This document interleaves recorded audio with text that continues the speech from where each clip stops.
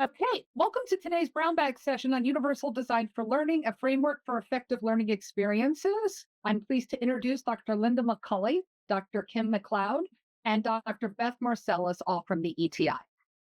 Now I'm going to pass it on to my colleague, Dr. McCulley, to start the presentation. Thank you very much for joining us today. Thank you, Dina. Today, you can see here on the slide our goals for the session, and we'd like to give you a moment to review those.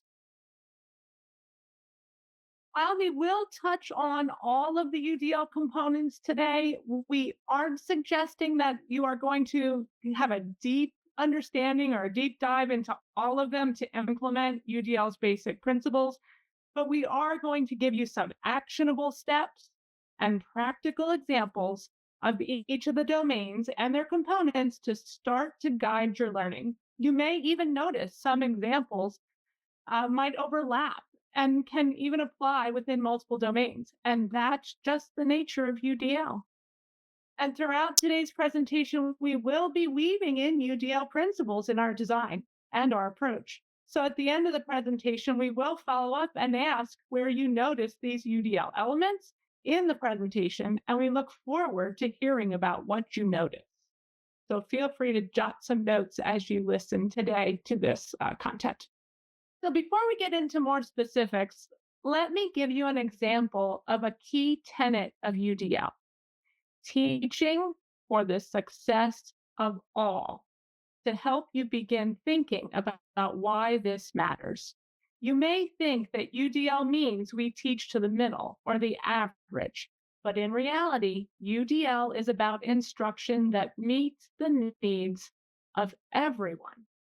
Todd Rose, an expert in universal design for learning, tells a story in his book, The End of Average, that relates to this idea. It is an example not related to education, but to the military. In the late 1940s, the United States Air Force had a serious problem. Its pilots could not keep control of their planes. You see, historically, the cockpit of the airplanes was standardized. The size and shape of the seat, the distance to the pedals and the stick, and the height of the windshield.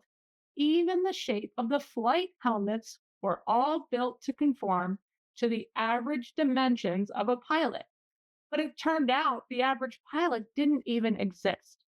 If you design a cockpit to fit the average pilot, you actually designed it to fit no one. And so, to solve this problem, the Air Force instead implemented adjustable controls and seats in order to make it work for everyone. And now pilots could control their planes. Well, it's the same for teaching and learning. The idea of the average student is a myth. So we can use UDL as a means to plan methods, materials, and assessments so that we meet the range of abilities and experiences of our students so that they can be successful, rather than just teach to the mythical average student. The airplane example we shared relates to the concept of universal design, which is the design and composition of an environment so that it can be accessed, understood, and used to the greatest extent possible by all people. Universal design is present in the design of products and the design of buildings and public spaces. Just like universal design provides curb cuts for wheelchair users that also benefits families with strollers, universal design for learning provides a blueprint for creating methods, materials, and assessments that work for everyone.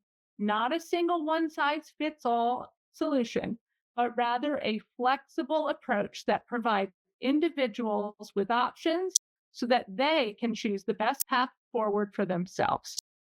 UDL also provides considerations that relate to accessibility for people with disabilities and 508 requirements, but we will not be covering those specifics in this presentation today.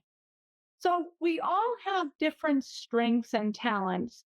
And whether Albert Einstein said this or not, everybody is a genius. But if you judge a fish by its ability to climb a tree, it will live its whole life believing that it is stupid. Regardless whether Einstein said this or not, the sentiment rings true. Universal design helps us to support the different strengths and talents of our learners. We have to remember that if we are teaching to the average student and they are having difficulty, they might think they are stupid. But it may be that they have a different strength or talent that just hasn't been capitalized on in your curriculum. So we know we have very talented students that we teach here at USIS, and they excel in the academic environment who may rarely feel like a fish out of water. But even within our students, there is still variability in their strengths and talents.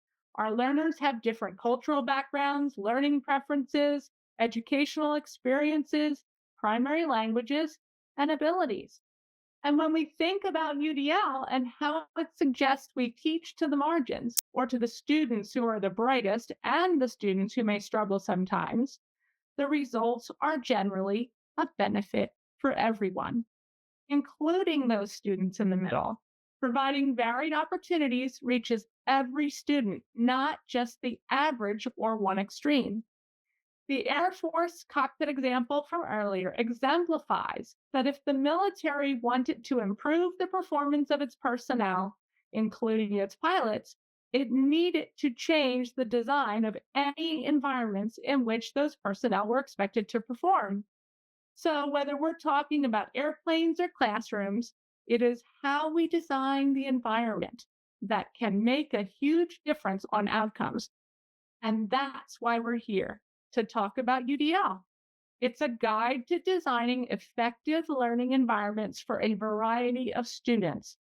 UDL improves the odds that you're making learning engaging and accessible for all your students across a wide range of strengths and talents and as flexible as possible so that students can be successful in their learning journey.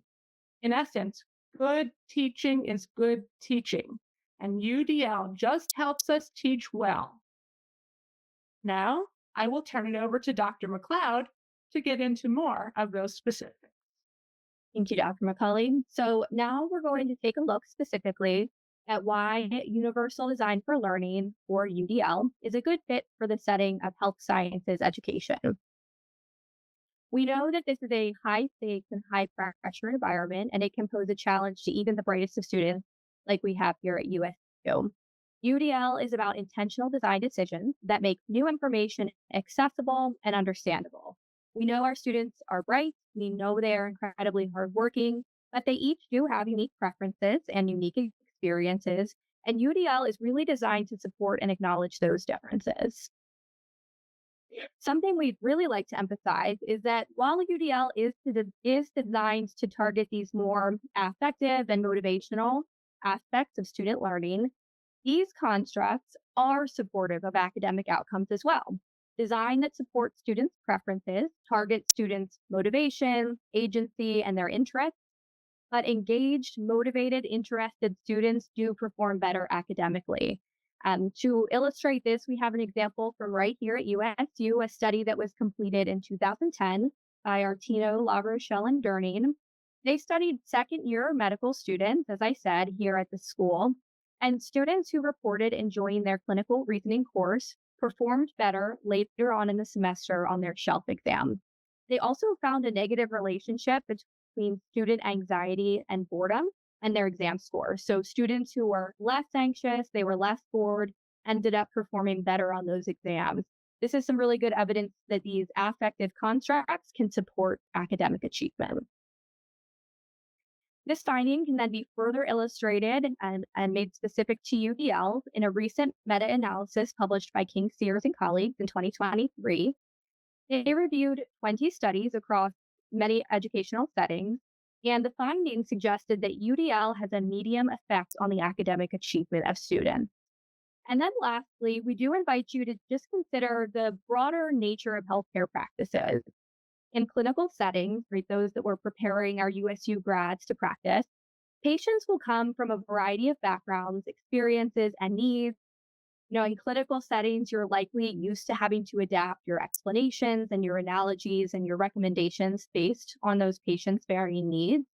So we really do encourage UDL to support students learning in the classrooms, but we also encourage it to model this mindset for students that they will then go on to use with their patients.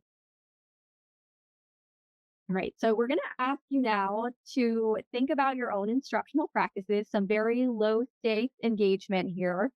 I'm going to ask you 3 questions. All right, here's my first question. Have you ever provided written and recorded versions of maybe a lecture or notes for a course?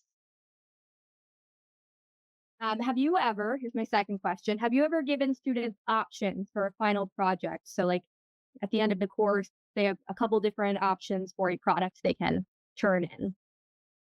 Have you ever encouraged students to reflect on what they know? So, this is maybe when you're presenting a new concept, trying to tap into that prior knowledge, see what they already know. If you have done any of these things, then you've actually already started moving toward universal design for learning. Perhaps like some of today's presenters, myself included, you might have just had like a bit of a light bulb moment, like realizing that the things that you're already doing, that your instincts are already moving you toward, are actually part of like a wider framework about supporting students. If that's the case, today's presentation is going to give you more ideas, more resources to help you find even new and more innovative ways to support students' learning. If not, that's totally fine as well. That's why you're here today. We're going to be sharing more of these examples with you and other types of elements that you can include in your courses to help students learn. All right, well, now that we've established why universal design for learning is important for instruction, we're going to explore its definitions, its components, and some examples of it a little bit further. As we move through this next section, we're going to get into definitions and some vocab, but we really just invite you to consider how some of the concepts that you hear about might be painted on as accents to enhance your current instruction and materials, rather than getting too caught up in these different categories or these different definitions. Just consider how can the techniques that you're already using be enhanced by what you hear about today. You might even identify either some more or new examples of UDL techniques that you just naturally incorporated into your instruction. So UDL and its 3 domains are rooted in the principles of neuroscience. They were built based on what we have learned about how different networks of the brain are involved in learning. We can refer to these 3 components or domains, as we'll refer to them, of UDL as the what, the how, and the why of learning. Right. So first off, we have the domain of representation. This is supportive of the memory and the recognition networks of the brain. This domain addresses what content students are actually learning. Then we have our second domain. This is action and expression. And this is really focused in on engaging more of the strategic networks of the brain. It focuses on how students are showing what they've learned. Then we have our third domain. This is engagement, and this targets the more affective networks of the brain. The strategies to support students in this domain are meant to answer why it is that students become engaged with the content. So now we're going to talk a little bit more about the what, the how, and the why of UDL, and the ways that each of these domains can be applied to instruction. All right, so just a moment ago, I posed some reflective questions for you. And so what we're going to do in each of the sections to follow is revisit these 3 questions as we talk about and connect them to each of our 3 domains. So the first question I had asked you to think about, have you ever provided written and recorded versions of lectures or notes? And this question is actually a great example of the first domain, the representation domain. This domain encourages multiple methods for instruction. Presenting content to students in different ways can help new information click for students, depending on their background, their experiences, their preferences. Honestly, even day-to-day factors like a student's mood or the amount of sleep that they had the night before might push them into being more receptive to learning one way versus another. Now, I do want to pause here and just point out that students' preferences for learning, maybe through writing or listening or reading, they are just that, they are preferences. you might remember maybe back in high school or middle school. I know I have this memory of you might remember taking a quiz as a student to determine which learning style fits you best. Um, but we know now through additional study of this idea of learning styles that the idea of prescribing one learning style to a person and teaching them, only focus on that style, that is a myth. Honestly, we can all benefit from varied approaches, and our preferences can change depending on the subject area, the time, or other contextual factors. Providing multiple means of representation supports providing for these preferences. Multiple means of representation may include providing options for perception, for language and symbols, or comprehension. So we're going to dig into each of these a little bit further now. The first way to provide for multiple means of representation is through providing options for perception. And this refers to providing students with choices in how they learn and perceive new material. So, for example, think about maybe just like a traditional classroom lecture. Students are having to sustain active listening and note taking for an extended period of time. Multiple means of representation might be included in addition to these lectures, right? So, not scrapping a lecture, but adding to it. Firstly, students might be provided with lecture slides at the same time as they listen. So, that gives them an additional way to perceive this new information. Then maybe recordings of these lectures could be provided for students to listen and watch them again. In Canvas, you might add maybe podcasts or written notes or articles that can be provided for as other options for instruction. And so providing all of these options or even just some of these options allows students to develop foundational knowledge from the lecture in ways that align with their preferences. Then we have the second method for providing multiple means of representation, and that's by providing options for understanding language and symbols. Representing language and symbols through multiple means may look like supporting new vocabulary for students. So consider the example of teaching about a new anatomical structure. So for example, we'll focus on teaching about the surface anatomy of the throat. This topic comes with a lot of new vocabulary and might traditionally just be taught directly. Here's the surface anatomy of the throat. However, when we're considering multiple means of representation, this new vocabulary might be presented in multiple ways. So for example, we might provide students with a model of the throat. Students might also receive a diagram or be able to look at a diagram of the throat. And then a passage from a textbook could also be added in that describes the structure. In health sciences instruction, students are constantly being exposed to new terms. And so providing background or framing for these new concepts can support students' learning. This could be accomplished by presenting multiple artifacts, just like the example that you see on the screen, which then can be explored later on outside of the teaching session. The final way to support students within the domain of representation is through providing them with options for comprehension. One effective way to support student comprehension of material is called chunking. Chunking is an instructional technique that asks the instructor to consider how new information could be presented maybe strategically in order to make that new information more manageable for students. So for example, let's revisit that throat anatomy from the previous slide. If we're not taking UDL into account, the instruction might look like just addressing all of the parts of the throat anatomy at one time. However, chunking the information might break up the information a little bit more purposefully. So instruction might start with the surface anatomy of the throat, and then the instruction could be expanded to the superficial and deep anatomies, as you can see in the second graphic. This order makes logical sense, right? It moves like through deeper layers, but it also provides scaffolding because it allows students to build on anatomical structures that they learned in the first graphic and build on them into the second one. So now we move on to Dr. McLeod's second question, which was about giving students options in their final project for a course. This is an example of the second domain, action and expression.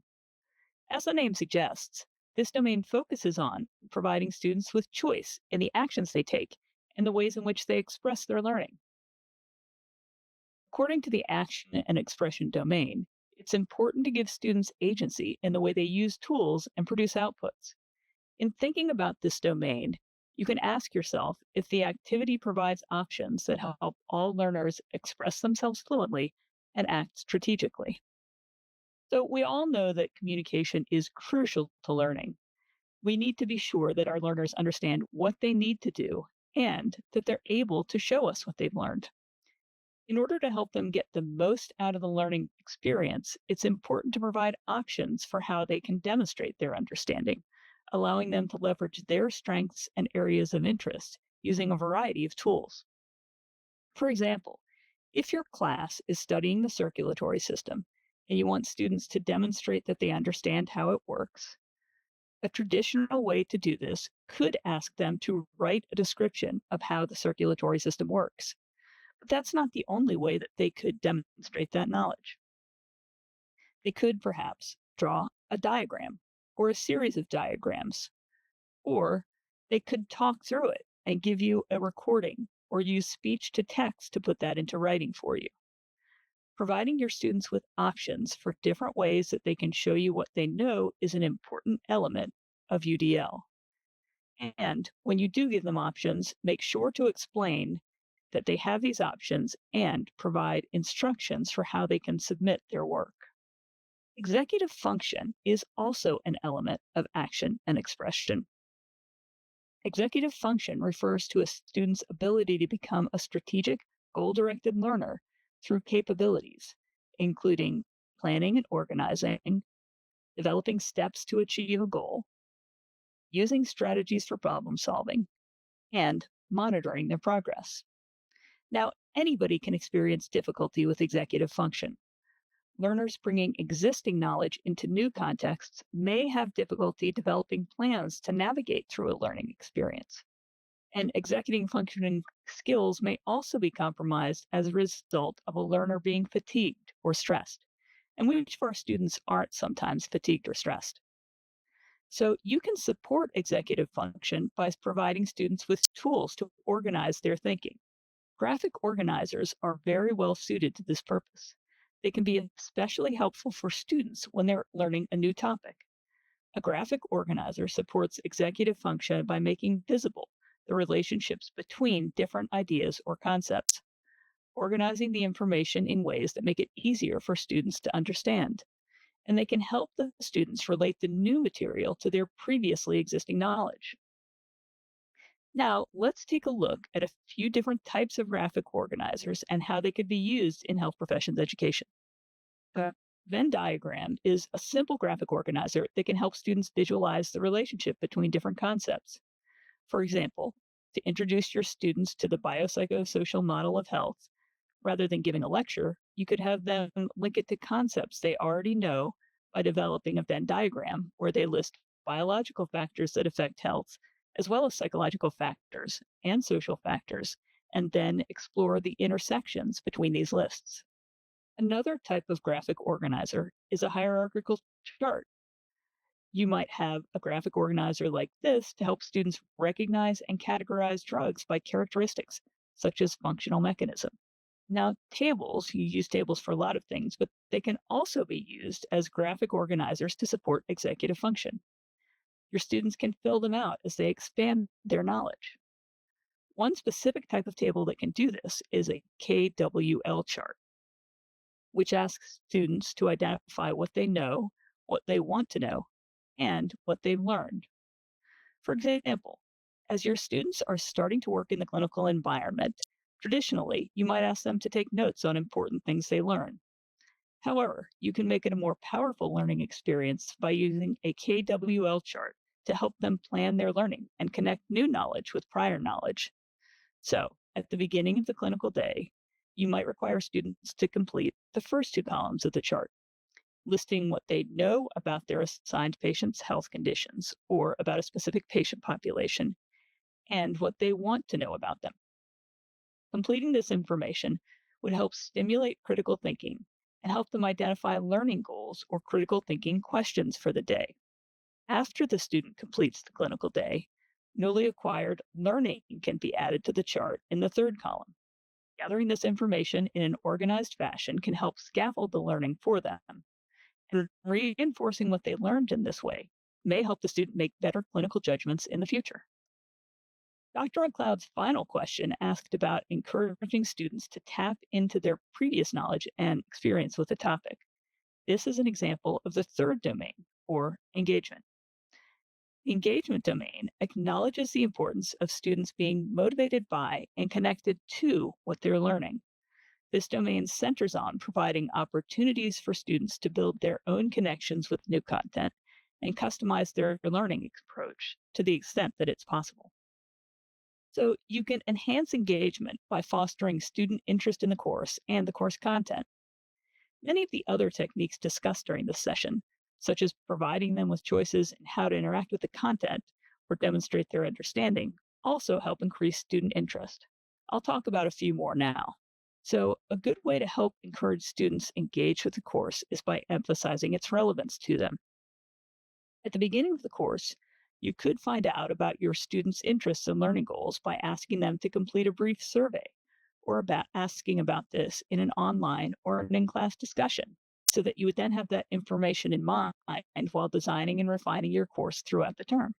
You can also increase engagement by providing content and materials that are directly relevant to your students' lives and work. For example, you can give the students the opportunity to augment the resources you provide by providing resources that are more relevant to their work and their interests, and to share them with their peers. If you're using a learning management system, you can do this by creating a discussion board for this purpose. For in-person courses, you can set aside time in class for sharing such resources.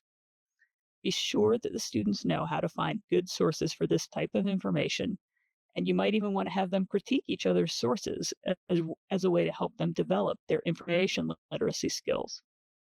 Now, one other consideration for recruiting interest is making sure that your learners see people who look like them in course materials as models and positive examples. So, as you select textbooks and readings or find guest speakers, be sure to look for authors and experts from a wide variety of backgrounds. Encouraging students to sustain their efforts, even when things are difficult, also helps to keep them engaged and motivated. Allowing students to work in cooperative groups supports learner motivation by encouraging them to share understanding and giving them opportunities to help their peers understand material or to seek help from their peers. It also allows your students to build on their skills in working with others. In order to enable all students to participate appropriately, you can provide guidance on the roles people should play within the group and what specific tasks they'll need to complete. This provides structure for the students, but it also ensures that each person in the group must contribute to the group's work. Another way to keep students engaged over the course of the term is to provide regular, low-stakes formative assessment and give students feedback that is specific and provides actionable next steps. This helps encourage them to stay the course. For example, instead of having students give a final paper or presentation and having the bulk of their grade depend on the final product, you could break up the work into stages and have them submit each stage so that you can provide feedback along the way. And if you give them the choice of whether to do a paper or a presentation or some other type of final product, you're meeting the action and expression guidelines as well. So outside of formal assessments, classroom assessment techniques are a great way to find out where students are having trouble so that you can provide the feedback right when they need it. At the end of a lecture or unit of instruction, you can ask them to tell you what the muddiest point or the most unclear concept was, or ask them to paraphrase one or two of the key concepts for you to ensure that they understood it correctly. If you're interested in learning more about classroom assessment techniques, take a look at our brown bag on that topic.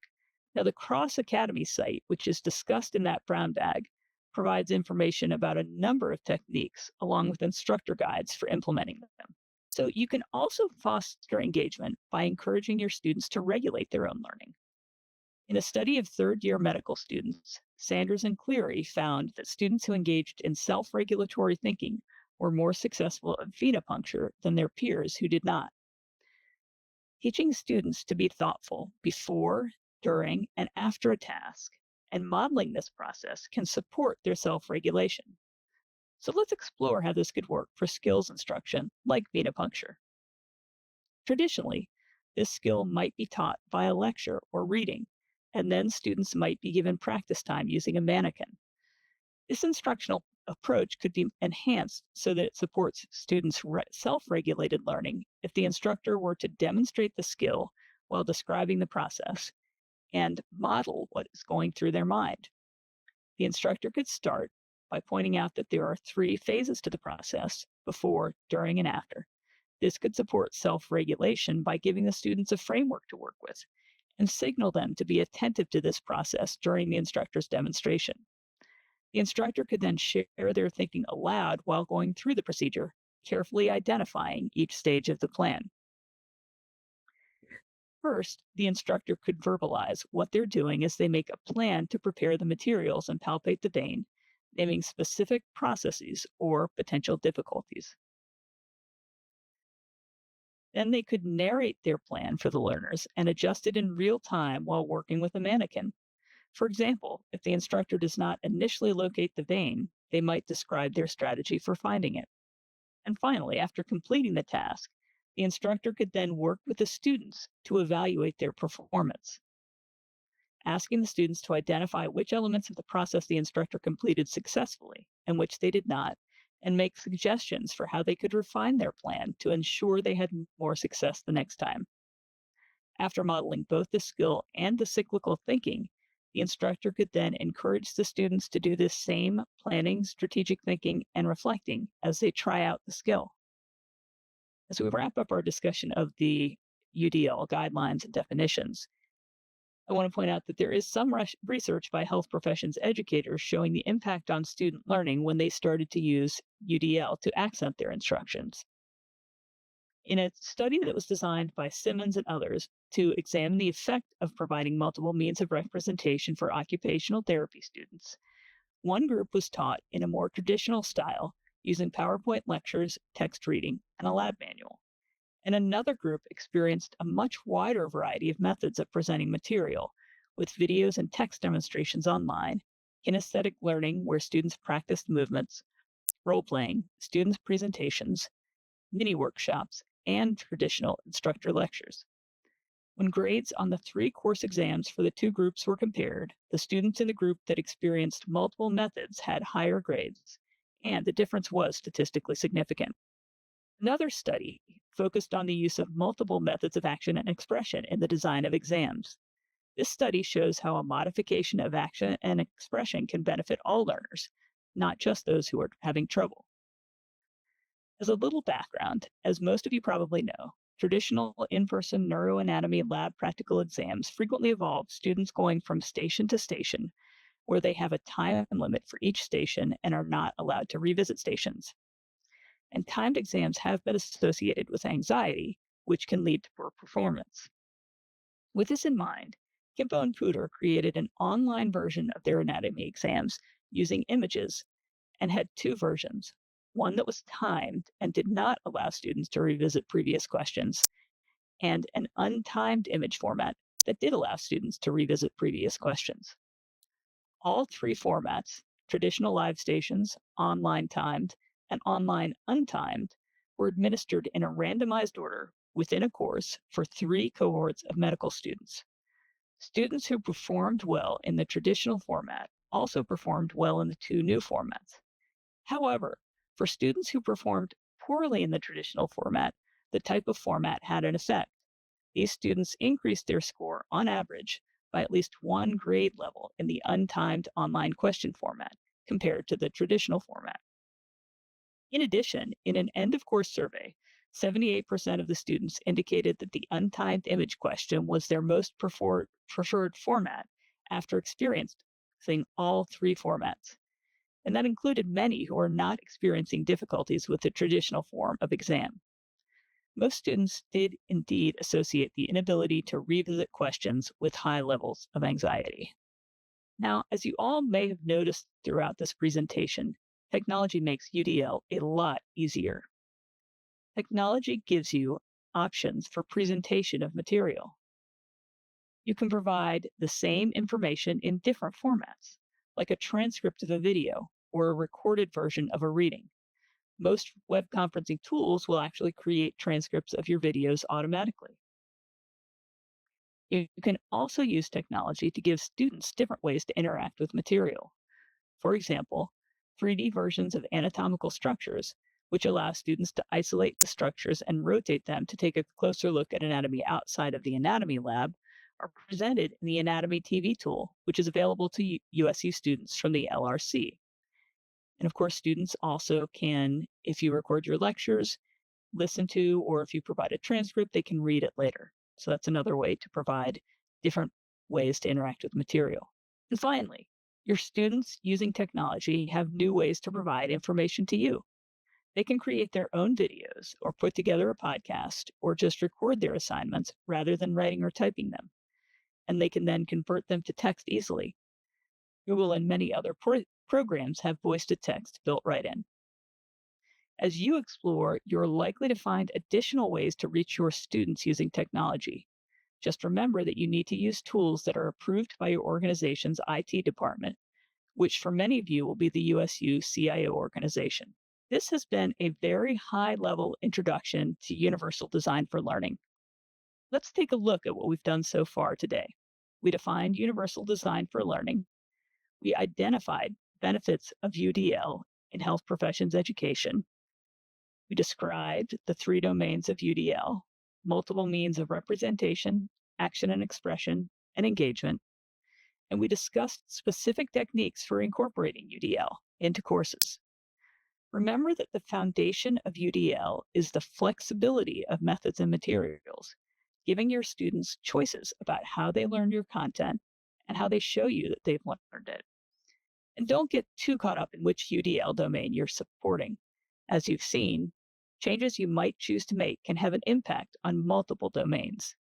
UDL isn't about changing everything about instruction and starting anew. It's about considering how learning can be enhanced by making small changes that give students more agency, motivation, and choice. As we mentioned at the beginning of the session, we incorporated some of the principles of UDL into this presentation. Did you notice any examples of this? Pause the video to reflect and resume playing when you are ready to hear a discussion of what we did. Here is a brief description of the UDL elements we included in the presentation. In the domain of representation, we presented the content with images as well as with spoken and written words. We're also recording the session and uploading it to YouTube, allowing for independent listening and watching. And we did make an effort to use more graphics than usual in this presentation. In the domain of action and expression, we invited you to use the chat or raise hand feature several times. Finally, in the domain of engagement, we recruited interest by posing 3 questions to you about your instruction. We also tied in examples to several different health sciences fields, connecting the concepts to topics with which you are already familiar. If you saw additional uses of UDL during the presentation, congratulations. That just shows you that there are lots of ways to incorporate UDL into instruction. Just like we did today in this presentation, making small changes with a focus on universal design for learning helps all of your students to be successful.